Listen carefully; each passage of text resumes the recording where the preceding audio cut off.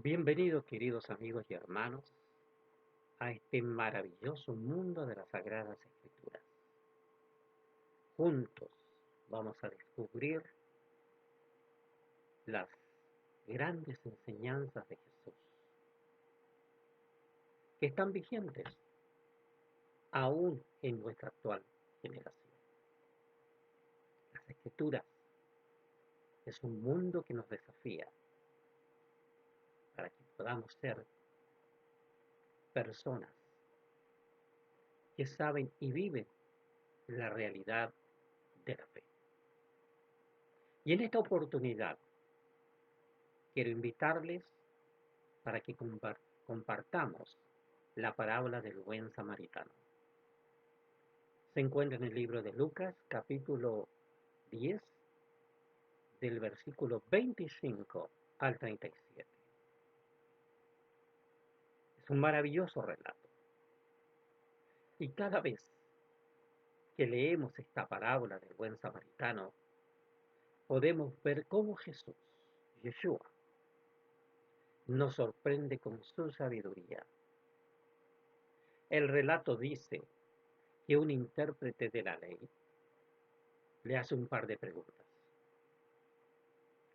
Pero la realidad es que las preguntas se transforman en una sorpresa. Jesús le da una buena lección de amor y de fe a este intérprete de la ley. Eso es en general el resumen de esta lectura. Pero veamos, dice el versículo 25. Y aquí un intérprete de la ley se levantó y le dijo para probarle: Maestro, ¿haciendo qué cosa heredaré la vida eterna? Comienza con una pregunta, pero esta no es una pregunta cualquiera. Esta es una pregunta capciosa, una pregunta que pretende confundir a Jesús. Este escriba no era precisamente aquel que estaba interesado en buscar la verdad o querer aprender de Jesús. No, no. La verdad que con la intención de querer probarle, no hace más que revelar de qué manera estaba su interior, su pensamiento, su ego herido. Porque él, siendo un intérprete de la ley, un hombre con autoridad, con prestigio, que se jactaba de leer la Torá, de estudiarla y de estudiar los escritos de los profetas, sentía su ego herido. Pero veamos por qué.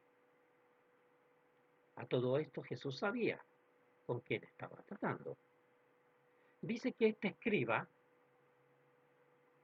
se acerca a Jesús con la intención de probarle. ¿Probarle qué? Lo que realmente quería probar eran los conocimientos de Jesús. Señor, la pregunta era un pretexto. ¿No? ¿Por qué? Porque para un escriba tomaba años de capacitación con maestros de la ley, con rabinos de alto conocimiento. ¿Y cómo era que un simple hijo de carpintero, de la noche a la mañana, va a la sinagoga, hace lectura de las escrituras e interpreta las profecías? Eso, eso en más de alguna oportunidad lo tiene que haber escuchado. Y eso lo tenía intranquilo y herido. Porque el que él debería estar ahí aclarando las escrituras, yo pienso que él decía: ¿por qué no yo? Y cuando él hace la pregunta, Y aquí viene lo interesante, porque Jesús toma la pregunta de él y se la devuelve con otra pregunta y le dice, ¿qué está escrito en la ley?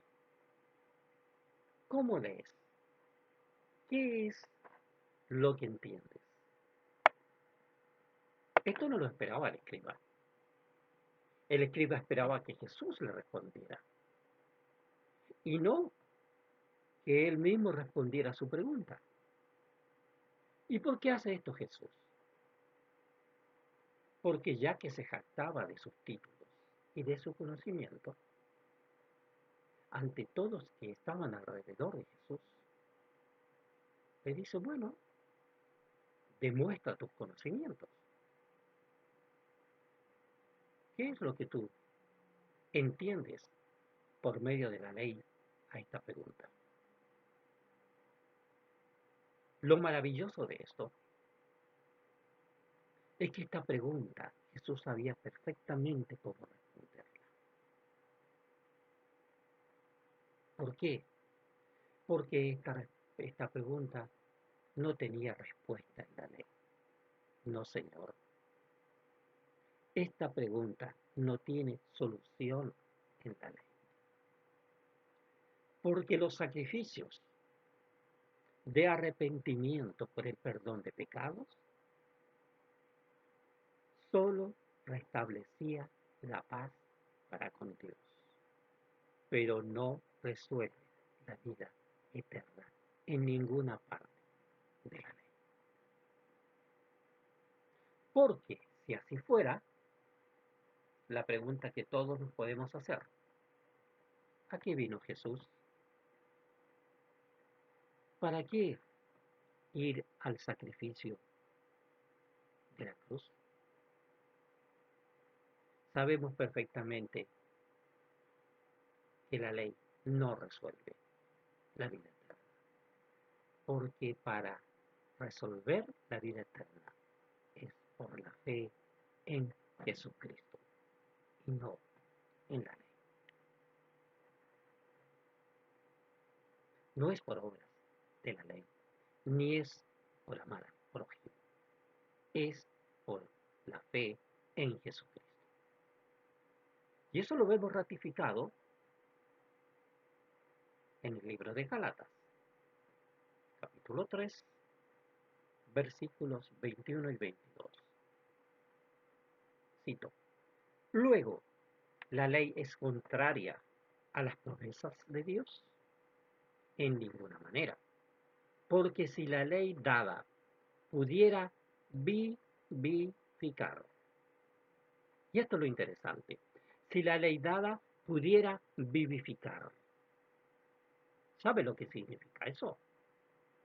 Significa que si la ley dada pudiera resucitar,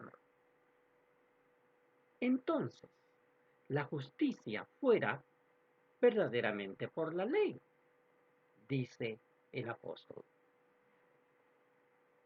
Y el versículo 22 le responde, más la escritura, más la ley, lo encerró todo bajo pecado, para que la promesa, que es por la fe en Jesucristo, fuese dada a los creyentes. Punto final. Se acabó la vida eterna en la ley.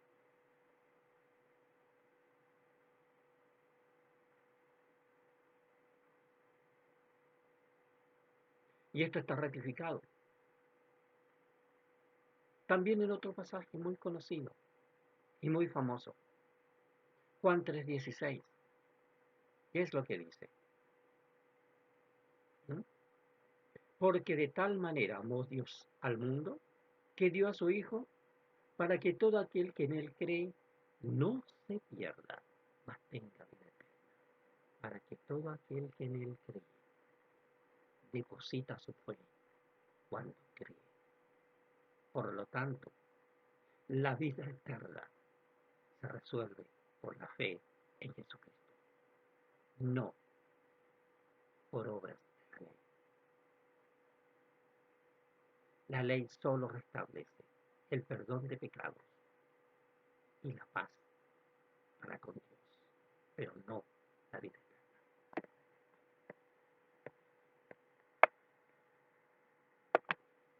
Llama la atención porque este escriba también le hace esta pregunta, porque ya Jesús le habían hecho la misma pregunta con anterioridad.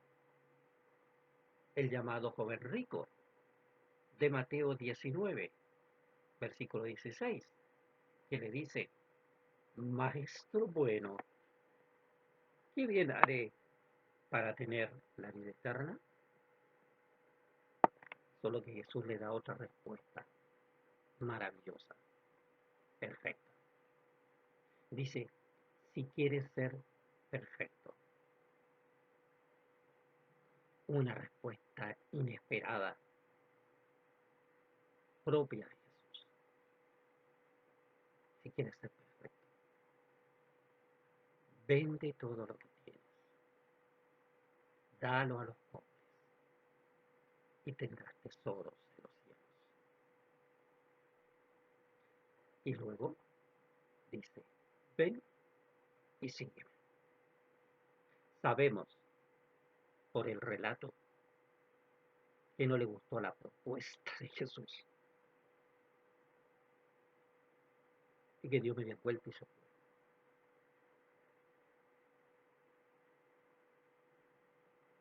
Así que no era muy original la pregunta de este escriba. No era muy original.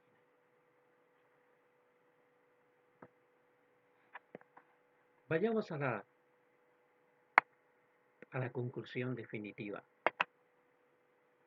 Ni Jesús ni el escriba estaba interesado en resolver la vida eterna, ni Jesús estaba interesado en darle una respuesta adecuada. Lo que verdaderamente Jesús quería hacer era darle una lección a este personaje que se jactaba de sus conocimientos. Y esa es la lección para muchos que se dicen profesores y maestros de las escrituras. Vamos a dejar aquí esta primera parte porque de acuerdo al tiempo disponemos solo de 15 minutos. Pero quiero invitarles para que continuemos en el desarrollo de la segunda parte del maravilloso mundo de las escrituras. Dios les bendiga.